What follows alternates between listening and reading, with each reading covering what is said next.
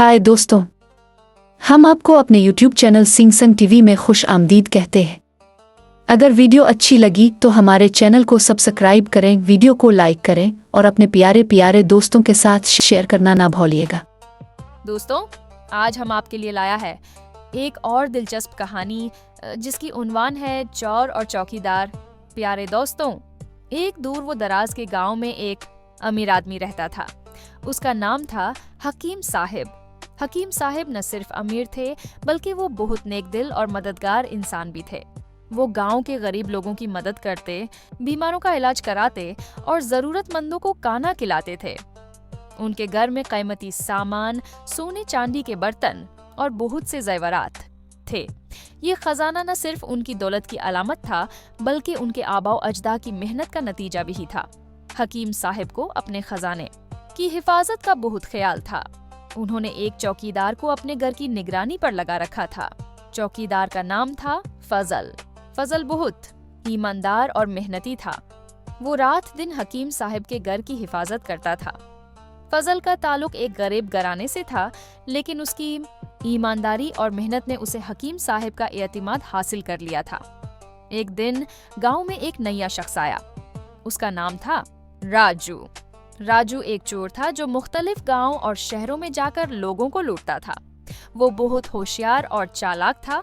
राजू ने जब हकीम साहिब के घर के बारे में सुना तो उसके मुंह में पानी भर आया। उसने सोचा, अगर मैं इस घर को लूट लूं तो मेरी जिंदगी बदल जाएगी। राजू ने घर के इर्द गिर्द चक्कर लगाया और फजल को देखा। उसने महसूस किया कि फजल बहुत चौकस है और घर की हिफाजत में कोई कसर नहीं छोड़ रहा। राजू ने सोचा, अगर मैं फजल को लालच दूं तो शायद वो मुझे घर में दाखिल होने देगा। एक रात जब गांव में खामोशी छाई हुई थी, राजू ने फजल के पास जाकर कहा, भाई, तुम्हारी तनख्वाह तो बहुत कम है। तुम इतने मेहनती हो, लेकिन तुम्हारा मालिक तुम्हें इसकी कदर नहीं करता। अगर तुम मुझे घर में आने दो तो मैं तुम्हें बहुत सारे पैसे दूंगा। तुम्हें कभी मुहताजी की जिंदगी नहीं गुजारनी पड़ेगी। फजल ने राजू की बात सुनी और कहा, तुम्हारी बात दुरुस्त है, मेरी तनख्वाह बहुत कम है, लेकिन मैंने अपने मालिक का एतमाद हासिल किया है। अगर मैं तुम्हें घर में आने दूं तो मैं अपनी ईमानदारी को दूंगा। ईमानदारी से बड़ा कोई खजाना नहीं होता। राजू ने फिर कहा, तुम्हें कौन देख रहा है?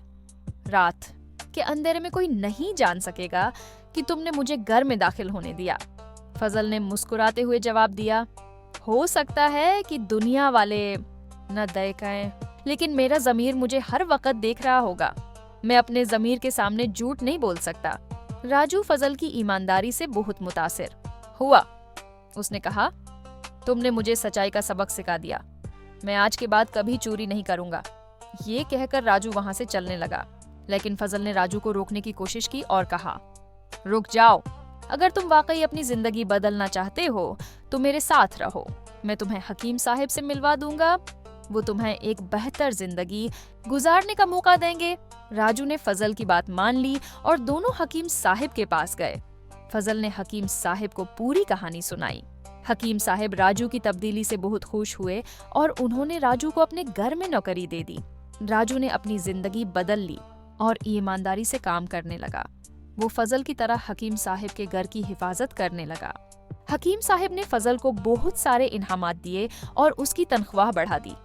फजल की ईमानदारी ने न सिर्फ उसके मालिक के खजाने की हिफाजत की बल्कि एक चोर को भी राह रास्त पर ले आया। प्यारे दोस्तों, ये कहानी हमें ये सबक सिखाती है कि ईमानदारी सबसे बड़ा खजाना है। जो शख्स अपने ज़मीर के सामने सच्चा होता है वो कभी नाकाम नहीं होता। मुअज़्ज़ज़ सामीन, अगर कहानी अच्छी लगी हो तो वीडियो को लाइक करें, शेयर करें और हमारे YouTube चैनल सिंग संग टीवी को जरूर सब्सक्राइब करें। शुक्रिया।